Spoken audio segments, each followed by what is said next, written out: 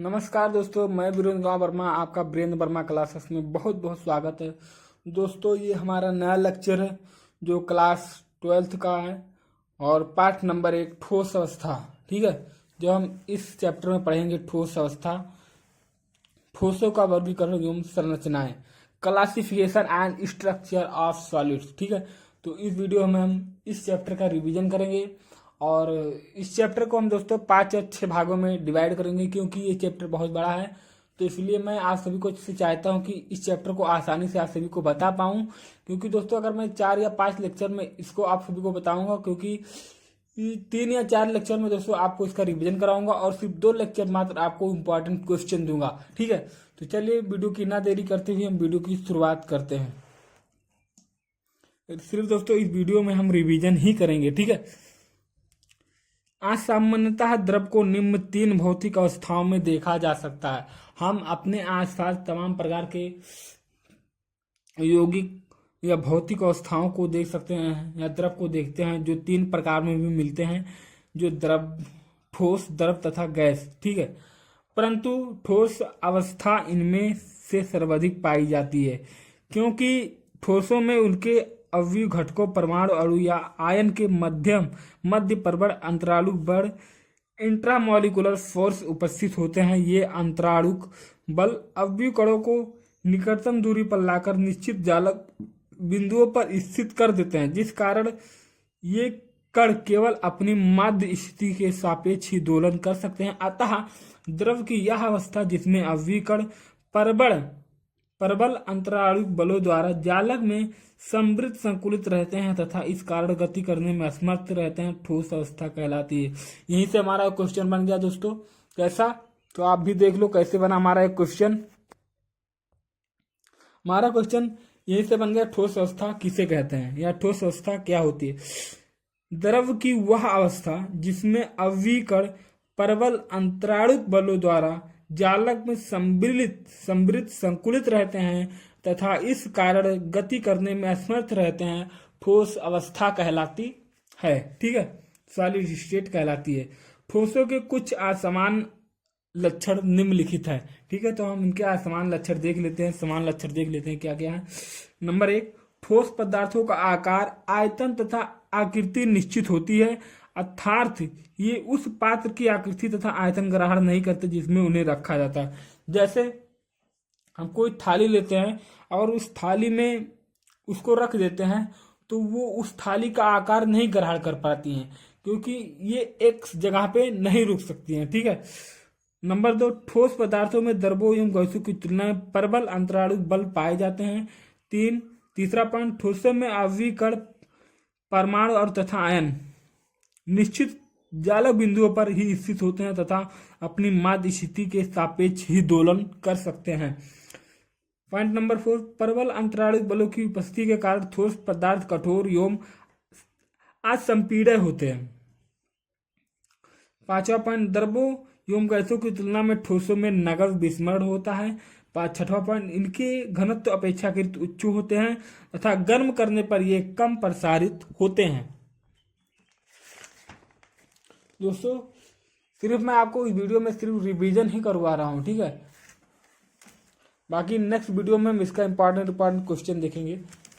तो आज हम इसी वीडियो में सिर्फ इसका इंपॉर्टेंट नहीं, सिर्फ रिवीजन आपको करवा रहा हूँ क्योंकि रिवीजन, हर चैप्टर का रिवीजन करना बहुत ही जरूरी होता है। तो ठोसों का वर्गीकरण, क्लासिफिकेशन ऑफ सॉलिड। ठीक है, घटक कणों की व्यवस्था, लघु तथा या दीर्घ प्राचि के आधार पर ठोस को मुख्यतः 2 घटकों में विभाजित किया गया है या 2 घटकों में बांटा गया है। ठीक है। नंबर 1, क्रिस्टलीय ठोस, वह ठोस जिनमें अवयवी कणों को त्रिमय एक निश्चित एवं नियमित व्यवस्था होती है, अर्थात अवयवी कणों को दीर्घ प्राचि व्यवस्था पाई जाती है, क्रिस्टलीय ठोस कहलाती है। यहीं से हमारा क्वेश्चन बन गया, क्रिस्टलीय ठोस किसे कहते हैं। वह ठोस जिनमें अवयवी कण की त्रिविम में एक नियमित व्यवस्था होती है, अर्थात अवयवी कणों की दीर्घ प्राचि व्यवस्था पाई जाती है, क्रिस्टलीय ठोस कहलाती है। ठीक है, इन ठोसों के मुख्य लक्षण निम्नलिखित हैं। नंबर 1, क्रिस्टलीय ठोस की एक निश्चित आकृति होती है, इनमें कणों की व्यवस्था दीर्घ प्राचि होती है। क्रिस्टलीय ठोसों के गलनांक निश्चित होते हैं एवं उनके शीतलन तक वक्र असत्य होते हैं। क्रिस्टलीय ठोस की वास्तविक ठोस होते हैं। क्रिस्टलीय ठोस संपीड़ित एवं कठोर होते हैं। इन ठोसों के पृष्ठ एक समान तथा समतल होते हैं। क्रिस्टलीय ठोस विषमदैशिक प्रकृति के होते हैं, अर्थात इन्हें भौतिक गुणों, कठोरता, अपवर्तनांक, चालकता आदि में अलग अलग दिशाओं में विभिन्नता पाई जाती है। उदाहरण निम्न चित्र क्रिस्टलीय ठोस की नियमित व्यवस्था को प्रदर्शित किया गया है। ठीक है, देख सकते हैं आप क्रिस्टलीय ठोसों में विषमदैशिकता। अगला पॉइंट, यदि इस क्रिस्टल का अपवर्तनांक ज्ञात करना हो तो प्रकाश किरण पुंज को ए से बी, पुंज को ए और बी एवं सी और डी दिशा से गुजारा जाता है। हम देखते हैं कि ये बी दिशा में पथ के दोनों ओर सामान्य प्रकार के कण उपस्थित हैं। ठीक है, होते हैं एवं सी डी के पथ में दोनों के प्रकार कण एकांतर क्रम में उपस्थित होते हैं। अतः दोनों दिशाओं में इस क्रिस्टल का अपवर्तनांक भिन्न होता है। उदाहरण अधिकांश ठोस एवं यौगिक जैसे कॉपर, सिल्वर, आयरन साधारण लक्षण, सोडियम क्लोराइड, जिंक सल्फाइड, शक्कर आदि। क्रिस्टलीय ठोसों के उपयोग। क्रिस्टल ठोसों के मुख्य उपयोग निम्नलिखित हैं। हीरा क्रिस्टलीय ठोस का सबसे अच्छा उदाहरण है। हीरा क्रिस्टलीय ठोस का सबसे अच्छा उदाहरण है जिसका उपयोग आभूषण बनाने में किया जाता है। क्वार्ट्ज का उपयोग कलाई तथा दीवार घड़ियों को बनाने में किया जाता है। कच्चे उत्पाद के रूप में बहुत से क्रिस्टलीय ठोस का उपयोग किया जाता है।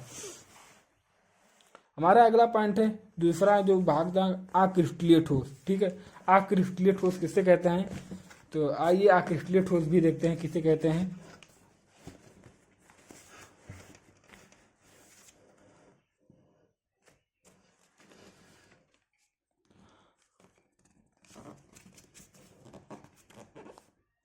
ठीक है, अक्रिस्टलीय ठोस भी देखते हैं किसे कहते हैं।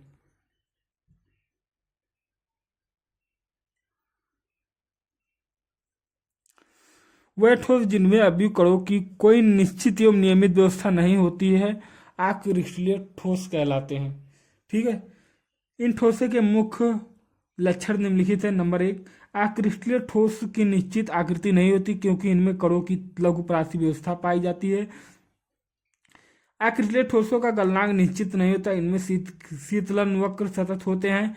अक्रिस्टलीय ठोसों को अशीशित द्रव या छद्म ठोस भी कहते हैं क्योंकि अक्रिस्टलीय ठोसों में द्रवों की भांति प्रवाह प्रवृत्ति होती है किंतु प्रवाह की दर बहुत ही धीमी होती है। ठीक है, नेक्स्ट पॉइंट, इन ठोसों के पृष्ठ एक समान एवं समतल नहीं होते हैं। अक्रिस्टलीय ठोस समदैशिक प्रकृति के होते हैं अर्थात इनके भौतिक गुण सभी दिशाओं में समानता दर्शाते हैं। उदाहरण ग्लास, रबड़, प्लास्टिक आदि। ठीक है, अक्रिस्टलीय ठोसों के उपयोग। क्या? अक्रिस्टलीय ठोस के उपयोग। अक्रिस्टलीय ठोसों के उपयोग निम्न मुख्य उपयोग निम्न है। नंबर 1, रबड़ एवं अक्रिस्टलीय ठोस जिसका उपयोग टायर, ट्यूब, जूते, शाल, खिलौने आदि बनाने में किया जाता है। अक्रिस्टलीय सिलिका का उपयोग प्रकाश वोल्टेज सेल बनाने में किया जाता है। यह सेल सूर्य के प्रकाश को विद्युत ऊर्जा में परिवर्तित कर देता है।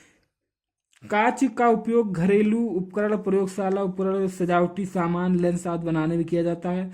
संश्लेषित बहुलक अक्रिस्टलीय ठोस होते हैं जिनका उपयोग विभिन्न क्षेत्रों में किया जाता है। अक्रिस्टलीय ठोस को गर्म करके तेजी से ठंडा करने पर यह क्रिस्टलीय ठोस परिवर्तित हो जाता है। यहाँ पर दोस्तों एक नोट है, इसे भी पढ़ना बहुत जरूरी है। पुराने मकानों में लगी खिड़कियों का कांच नीचे से कुछ मोटा एवं दुधिया हो जाता है। इसका कारण यह है कि कांच एक छद्म ठोस है जो अक्रिस्टलीय ठोस है तथा गुरुत्व के प्रभाव में मंद गति से नीचे की ओर बहने लगता है, अतः ये कांच नीचे से मोटे तथा दुधिया हो जाते हैं। ठीक है, तो इस वीडियो में बस इतना ही और हम नेक्स्ट वीडियो में जानेंगे क्रिस्टलीय ठोसों का वर्गीकरण। ठीक है, नेक्स्ट लेक्चर में दोस्तों क्रिस्टलीय ठोसों का वर्गीकरण हम जानेंगे। तो आज के लिए इस वीडियो में इतना ही, मिलते हैं नेक्स्ट वीडियो के साथ। जय जय, टाटा, बाय बाय, जय हिंद।